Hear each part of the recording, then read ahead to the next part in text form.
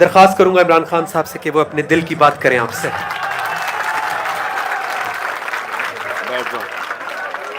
بیٹھ جاؤ. بسم اللہ الرحمن الرحیم. ایاک نعبد و ایاک نستعین. اچھا میرے کارکنوں، پہلے تو میں چیک کر لوں گا کدھر کدھر سے آپ سب آئے ہیں. لاہور ہمیشہ ادھر، اس کے بعد فیصل آباد، اس کے بعد کوٹدو. کمال ہے، کوٹدو سے بھی یہاں لوگ پہنچ گئے ہیں. اچھا، اور ممن سے ممن خیبر کی پچھلی لائن ہے، چپ کرو. دوسرا پچھلی خیبر ہے جی. خیبر اس کے پیچھے سوابی آئے گا. سوابی وہ گوجروں والا. کدھر؟ گوجروں والا. گجرا میاں والی. چلے شکر ہے میاں والی بھی پہنچ گیا یہاں. شکریہ. اچھا جی، اچھا آپ ٹائم کتنا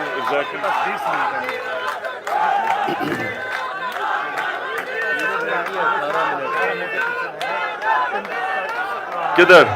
اوورسیز پر. اچھا ہمارے پاکستانی. جی شاہد بٹ صاحب، بڑی خوش ہوئی آپ کو دیکھ کے. عابد تنویر صاحب بہت شکریہ. تھوڑا ادھر ہو جانا. اچھا جی، اچھا آپ سنیں،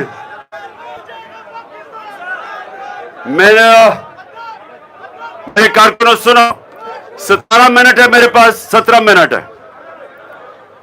تو میں یہ چاہتا ہوں کہ میں اپنے نوجوانوں کو لیڈرز بنا دوں.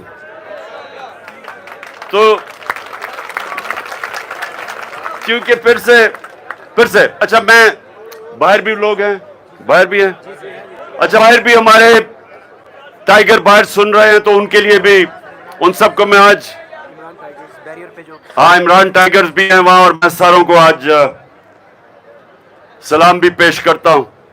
اور جس طرح آپ نے یہاں پہرا دیا ہے، اگر آپ لوگ یہاں پہرا نہ دیتے تو ابھی تک میں جیل میں ہوتا.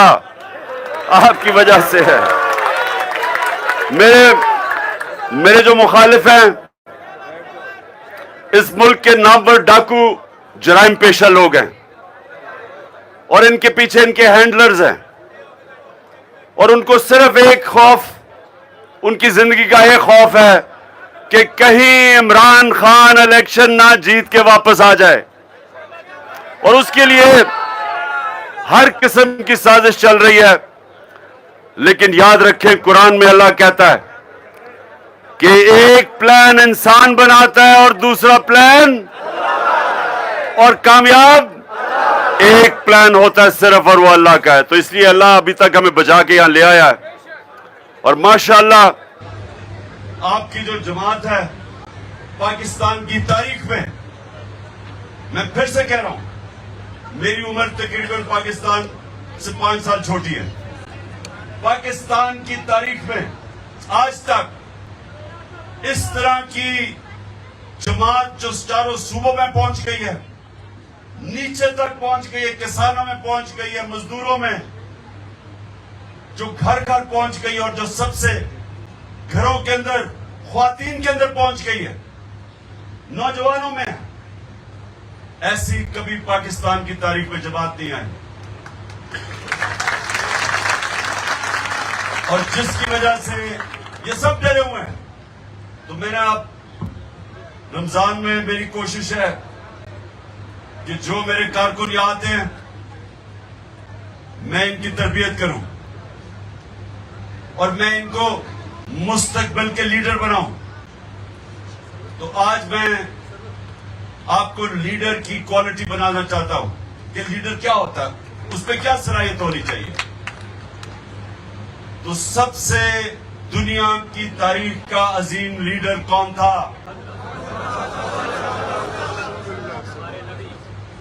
ہمارے نبی محمد مصطفیٰ صلی اللہ علیہ وسلم.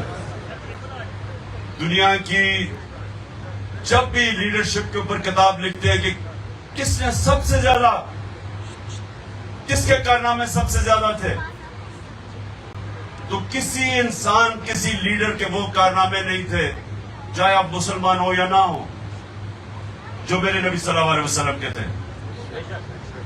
ایک کتاب لکھی گئی 100 گریٹسٹ مین، دنیا کے 100 عظیم انسان، اس میں نمبر 1 ہمارے نبی تھے. انگریز نے لکھی تھی، کیونکہ جو صلاحیت ان میں تھی کسی اور دنیا کے لیڈر میں نہیں تھی. تو اب میں آپ کو بتانا چاہتا ہوں وہ صلاحیتیں کیا تھی. سب سے پہلے لیڈر کے کیریکٹر ہونا چاہیے. اگر لیڈر کا کیریکٹر نہیں ہے وہ لیڈر نہیں بن سکتا. ڈنڈے مار کے وہ لوگوں کو عزت نہیں کروا سکتا. اپنی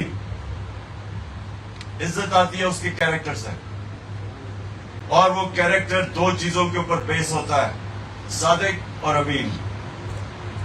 نبوت سے پہلے میرے نبی کو سب صادق اور امین کہتے تھے، اور ہر مسئلہ جب لوگ حل کرنا چاہتے تھے تو ان کے پاس جاتے تھے، کیونکہ ان کو پتا تھا وہ سچے بھی ہیں اور امانت دار بھی. یہ 2 کوالٹیز سب کے، اگر آپ اپنی عزت کروانا چاہتے ہیں، یہ 2 چیزیں اپنے اندر ڈال لیں. آسان نہیں ہے، سچ بولنا آسان نہیں ہے. ظالم کے سامنے سچ بولنا آسان نہیں ہے. سچ آپ کو طاقت دیتا ہے، کیونکہ اللہ الحق ہے، اللہ سچ ہے. جب آپ سچ بولتے ہیں وہ آپ کے ساتھ آگے کھڑا ہو جاتا ہے. اور سچے آدمی کہیں دنیا کے معاشرے میں چلے جائیں، کیونکہ وہ رب العالمین ہے اور ہمارے نبی رحمت للعالمین ہے، سب انسانوں کے لیے رحمت بن کے آئے. تو جو ان کے راستے پہ چلے گا، اور پہلے تو وہ سچا، جب وہ سچ بولے گا، جہاں بھی دنیا میں چلے جائے آپ کی عزت ہوگی.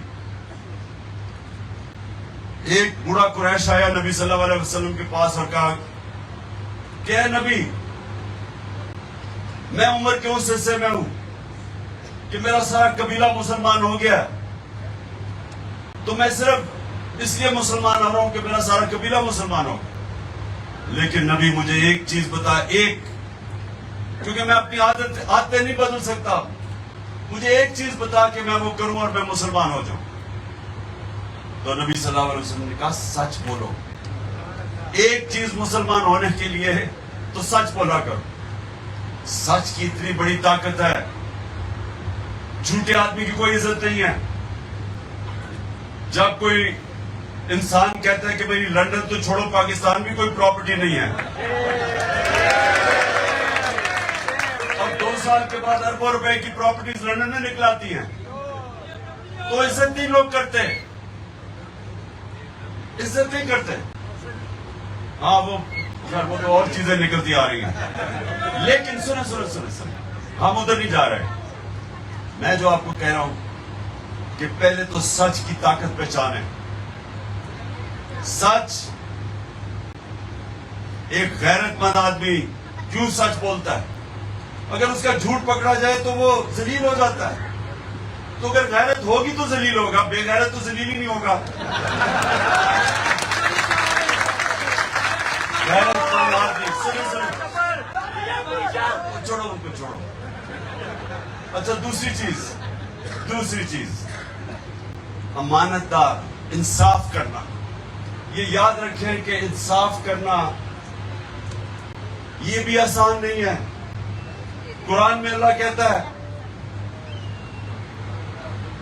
یہ ذرا آیت سن لیں. مجھے اس آیت نے بڑا متاثر کیا تھا جب میں نے یہ آیت پڑھی، کہ اپنے دشمنوں سے بھی اتنی نفرت نہ کرو کہ انصاف نہ کر سکو. یعنی اپنے دشمنوں سے بھی کسی سے اتنی نفرت نہ کرو کہ انصاف نہ کر سکو. یہ ہے زور انصاف کے اوپر. ماں باپ بھی اگر ماں باپ کے سامنے بھی ان کے خلاف بھی انصاف کرنا پڑے، انصاف کرو. ماں باپ کا کتنا رتبہ ہے ہمارے دین میں، لیکن انصاف کا کتنا اونچا رتبہ ہے اس سے. تو یہ 2 چیزیں اپنے یاد رکھیں. کہ جب بھی آئے، مثلا آپ جب کیپٹن بنے یا آپ کوئی یونین کاؤنسل کے ناظم بنے یا آگے جائیں ڈسٹرکٹ میں بنے یا ایم پی بنے یا ایم ایل اے بنے، یاد رکھیں آپ کے اوپر سب سے زیادہ لازم ہے کہ آپ انصاف کریں، کیونکہ اس کو لیڈر مانتے ہیں لوگ جب پتا ہے کہ وہ سفارشی نہیں کھلاتا، وہ انصاف کرتا ہے۔ جو انصاف نہیں کرتا اس کی عزت نہیں ہے۔ آج آپ پی ٹی آئی کو دیکھ لیں، تحریک انصاف کو، اور باقی جماعتوں کو دیکھ لیں، ایک جماعت میں سارے زرداری اور بھٹو اوپر بیٹھے ہوئے ہیں، دوسرے میں صرف شریف اوپر بیٹھے ہوئے ہیں۔ تحریک انصاف میں بتائیں کون سا عمران کا رشتہ دار اوپر بیٹھا ہوا ہے؟ کیونکہ ٹائم کم ہے، ٹائم کم ہے۔ تیسری چیز،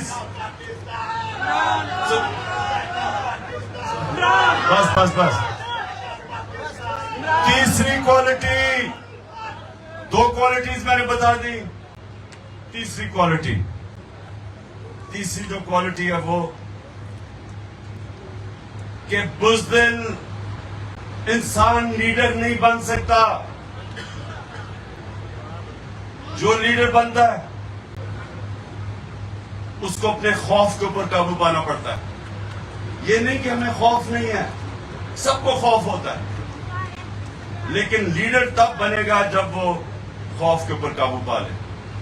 کیونکہ اگر فوج ہے اور وہ دیکھے کہ ان کا کمانڈر یا ان کا جو اوپر جنرل یا میجر وہ ڈر گیا ہے، تو ساری فوج اس کی عزت کرنی چھوڑ دیتی ہے۔ خالد بن ولید دنیا کی تاریخ کا شاید ہی کوئی اس طرح کا جنرل آیا ہو، اگلی سب سے آگے لڑتا تھا۔ خالد بن ولید سب سے آگے لڑتے تھے، لیڈ کرتے تھے، تو پھر تھوڑے سے لوگوں سے وہ جیت جاتے تھے، کیونکہ لیڈر آگے جب تک لیڈر کھڑا ہے اس کی ٹیم کھڑی ہے۔ کرکٹ کیپٹن، ساری کھیلوں کے اندر صرف ایک کیپٹن میں لیڈرشپ کی ضرورت ہے، ایک کھیل میں، وہ ہے کرکٹ۔ میدان میں جب مشکل وقت آتا ہے ساری ٹیم کیپٹن کی طرف دیکھتی ہے۔ جب ایک میچ پھنس جاتا ہے، کرائسس آتا ہے، ٹیم ہارنے لگتی ہے، تو ساری ٹیم کپتان کی طرف دیکھتی ہے۔ جدھر کپتان گرا ٹیم گری، جب وہ کھڑا ہو گیا ٹیم لڑتی رہتی ہے۔ یہ کسی میں بھی، ہر چیز میں، دنیا میں لیڈر وہ ہوتا ہے جو پریشر برداشت کرتا ہے، جو مشکل وقت پہ کھڑا ہوتا ہے، جو ڈرتا نہیں ہے، جو اپنے خوف پہ قابو پاتا ہے۔ تو یہ تیسری کوالٹی ہے۔ اور اللہ قرآن کے اندر جو ہم اب اس پہ جب عمل کرتے ہیں تو ہمارا دین ہی ہمیں طاقت دے دیتا ہے، کیونکہ اللہ جب یہ کہتا ہے کہ زندگی موت میرے ہاتھ میں، عزت ذلت میرے ہاتھ میں، اور رزق میرے ہاتھ میں، جب یہ تین چیزیں جو سب سے بڑے انسان میں خوف پیدا کرتا ہے، جب اللہ کہتا ہے میرے ہاتھ میں ہے، تو آپ کے خوف دور کر رہا ہوتا ہے۔ اور پھر قرآن کی آیت ہے کہ جو لوگ ایمان لے آئے ہیں اللہ ان کے خوف دور کر دیتا ہے۔ اور اس لیے جب نبی صلی اللہ علیہ وسلم نے مدینہ کی ریاست میں وہ عرب جن کی حیثیت نہیں تھی، ان کو جب ایک قوم بنایا اور انہوں نے دو سپر پاورز ان کے دیکھتے دیکھتے 10-11 سالوں میں وہ گر گئی، تو وہ آزاد لوگ تھے، خوف سے آزاد ہو گئے، موت کے خوف سے آزاد ہو گئے۔ اور وہ لوگ، آزاد لوگوں نے دنیا کی امامت کی، کئی 100 سال تک مسلمان دنیا کی امامت کرتے رہے، دنیا کی سپر پاور بنے رہے، لیکن بنیاد رکھی تھی مدینہ میں دنیا کے سب سے عظیم لیڈر نے، کہ انہوں نے لوگوں کو آزاد کر دیا، خوف سے آزاد کر دیا۔ پھر یہ پیسے کا بوتا ہے، لالچ ہے، یہ سب بوتا ہے، ان سب سے آزاد کر دیا، اور وہ انسانوں کو عظیم انسان بنا دیا۔ جو زمین پہ رینگ رہے تھے ان کو پر دے دیے، اور وہ لوگ پھر دنیا کی ہر چیز میں آگے نکل گئے۔ سائنسدان بھی سب مسلمان تھے کئی 100 سال تک، تو ہر چیز میں وہ آگے نکل گئے۔ تو سب سے پہلی چیز کہ یہ جو خوف ہے، یہ آپ کو زمین پہ رکھتا ہے, یہ زنجیر ہے. خوف زنجیر کے باندھ پہ رکھتا ہے, آپ کو بڑا انسان نہیں بننے دیتا. کئی لوگ ہیں جو بڑا ڈرتے ہیں. مثلا جو سب سے پہلا آدمی جو سب سے اونچے پہاڑ پہ چڑھا تھا, اس کا نام تھا ایڈمنڈ ہنری. اس سے پہلے جس نے کوشش کی تھی پہاڑ پہ چڑھنے کی, یا وہ مر گیا تھا اور یا وہ فیل ہو گیا تھا. تو سوچے کہ جب یہ پتا ہو کہ میرے سے پہلے یا مر گئے تھے, کیونکہ بڑا مشکل تھا ان دنوں میں, آج سے 70 سال پہلے سب سے اونچے پہاڑ پہ چلنے کا, تو یا وہ مر گئے تھے یا وہ ہار مان کے واپس آ گئے. تو جب ایک آدمی ایڈمنڈ ہنری نے فیصلہ کیا کہ میں چڑھوں گا, تو اس نے سب سے پہلے اپنے خوف کے اوپر قابو پایا, موت کے خوف کے اوپر قابو پایا. اور ساری دنیا یاد رکھے گی اس پہلے آدمی کو جو سب سے اونچے پہاڑ پہ چڑھ گیا, ماؤنٹ ایوریسٹ پہ. اسی طرح سپورٹس میں, کرکٹ میں بتاؤں, میں کرکٹ کھیلتا تھا. تو جب میں کرکٹ کھیلتا تھا, بڑے بڑے اللہ نے ٹیلنٹ کھلاڑیوں میں دیا ہوا تھا, لیکن وہ بیٹسمین گیند لگنے سے ڈرتے تھے, اس کی وجہ سے اوپر نہیں جا سکے, یا وہ ہارنے سے ڈرتے تھے. یہ بھی بہت بڑا خوف ہے, ہارنے کا خوف. بزنس مین ہوتا ہے وہ جو ڈرتا ہے کہ مجھے نقصان نہ ہو جائے, وہ کبھی بڑا بزنس مین نہیں بنتا. ہر جگہ انسان کو چیلنج آتا ہے, اور بڑا انسان وہ ہوتا ہے جو اپنے خوف پہ قابو پا جاتا ہے. اور پھر یہ یاد رکھیں کہ جو آپ کی زندگی ہے نا, وہ کبھی سیدھی لائن پہ نہ اوپر جاتی ہے نہ نیچے آتی ہے. یہ ذرا غور سے سنیں آپ. زندگی جو ہے نا وہ اونچ نیچ کا نام ہے. اچھے وقت برے وقت آتے ہیں زندگی میں. یہ کوئی بھی آج مثلا میں اگر کرکٹ میں بڑا نام تھا تو بڑے بڑے مشکل وقت آئے, ہارا, یعنی بڑے بڑے میچز بھی ہارے, پھینٹے پڑے. یعنی یہ نہیں کہ میں ایک دن اوپر چلا گیا. بڑی ہوتا کیا کہ آپ ایک جگہ پہنچتے ہیں, آپ ہارتے ہیں, آپ نیچے آ جاتے ہیں. جب آپ نیچے آتے ہیں اللہ پھر آپ کو امتحان میں ڈال دیتا ہے. واپس اوپر وہ آدمی آتا ہے جس کو ہار ہرا نہیں سکتی, وہ ہار نہیں مان جاتا, وہ پھر سے کھڑا ہوتا ہے. اور وہ سب سے امپورٹنٹ چیز اپنی غلطیوں کا جائزہ لیتا ہے کہ میں کیوں ہارا تھا. میں جب کرکٹ کھیلتا تھا سونے سے پہلے سارا نوٹ کرتا تھا کہ میں نے یہ غلطی کی, یہ غلطی کی اور یہ غلطی کی. پھر میں جاتا تھا پریکٹس کر کے وہ اپنی غلطیوں کو دور کرنے کی کوشش کرتا تھا. کئی ایک ہفتے میں ہو جاتی تھی, کئی 6 مہینے میں ہوتی تھی غلطیاں دور, کئی 1 سال لگ جاتا تھا, اور کئی میری ایسی غلطی جو 3-4 سال لگے مجھے دور کرنے میں. لیکن اوپر تب آپ جاتے ہیں جب آپ اپنی غلطیوں کا جائزہ لے کے محنت کر کے دور کر کے پھر اوپر جاتے ہیں, اور پھر آپ اوپر جاتے رہتے ہیں. پھر آپ کو نقصان ہوتا ہے, پھر آپ کوئی کرتے ہیں, پھر اور اوپر چلے, اس طرح اوپر جاتے ہیں. کوئی یہ ہم جب بچپن میں جب 12-13 سال کا تھا تو میں یہ سوچتا تھا کہ میں ایک میچ دیکھنے گیا ہوں, ٹیسٹ میچ. انہوں نے کہا جی یہ کھلاڑی کب ہو گیا, میں نے ہاتھ کھڑا کیا, انہوں نے مجھے کھلا دیا اور میں سٹار بن گیا. یہ صرف خواب میں ہوتا ہے, ایسے اصل زندگی میں ایسے ہوتا نہیں ہے. زندگی ایک محنت اور مشکل کا نام ہے, زندگی ایک جدوجہد کا نام ہے. اور جب تک آپ اپنے آپ کو چیلنج کرتے رہتے ہیں آپ سیکھتے جاتے ہیں اور اوپر جاتے رہتے ہیں. اور آخر میں جو لیڈر ہوتا ہے وہ اپنے آپ سے باہر نکل آتا ہے, وہ اپنی میں کو قابو کرتا ہے, وہ اپنی میں کا غلام نہیں بنتا, وہ اپنی میں اور میں کا بت توڑتا ہے. کوئی بھی بڑا لیڈر ہوتا ہے وہ اپنی ذات کے اندر جو اپنی سوچتا ہے وہ کبھی بڑا لیڈر نہیں بن سکتا. لہذا نبی صلی اللہ علیہ وسلم نے جب اتنی مشکلوں کے بعد سارا عرب ان کے نیچے آ گیا, سارے عرب کا مالک بن گئے مشکلوں کے بعد, تو عرفات میں جب آخری خطبہ دیتے ہیں اور جب اپنا خطبہ ختم کرتے ہیں اور کہتے ہیں ہم لوگوں سے کہ بتاؤ کہ میں نے دیانتداری سے اللہ کو آپ کا پیغام دیا, کیونکہ آج میں نے آپ کا اللہ کا پیغام مکمل کر دیا.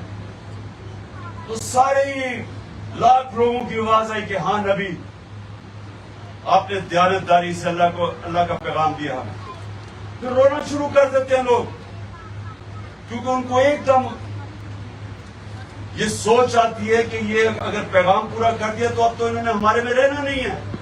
یہ تو پیغام دینے کے لیے آئے تھے, یہ ذات کے لیے نہیں آئے تھے, یہ اپنے محل بنانے کے لیے, جائیدادیں بنانے کے نہیں آئے تھے, یہ تو ایک اللہ کا پیغام لے کے آئے تھے. اسی لیے آج تک اور جب تک دنیا رہے گی ہم ان کے لیے اپنی جانیں قربان دینے کے لیے تیار ہیں, کیونکہ وہ ہمارے لیے آئے تھے, اپنے لیے نہیں آئے تھے. اور قائد اعظم ہمارے جو اس ملک کا لیڈر لنگ کینسر سے مر رہے تھے, کسی کو پتہ نہیں چلنے دیا کہ کہیں پاکستان کو روک نہ دے بننے سے. اپنی ذات کے لیے نہیں آئے تھے, ان کو تو پتا تھا کہ انہوں نے زندہ نہیں رہنا, لیکن ہمارے لیے انہوں نے پاکستان کے لیے آخری دم تک جدوجہد کی, جس کے لیے جب تک ہمارا ملک رہے گا ہم قائد اعظم کو سلام بھی کریں, ان کے لیے دعائیں بھی دیں گے. اچھا جی, دعا کرتے ہیں. روزہ تقریباً کھل کے اذان ہونے سے پہلے 4 میری اللہ سے دعائیں, 4 میرے ساتھ ہاتھ اٹھائیں, دعا کریں. اللہ پاکستان کو مدینہ کے ریاست کے اصولوں کے اوپر ایک عظیم قوم بنا. اللہ پاکستان وہ ملک بنے جو کوئی انسان بھوکا نہ سوئے.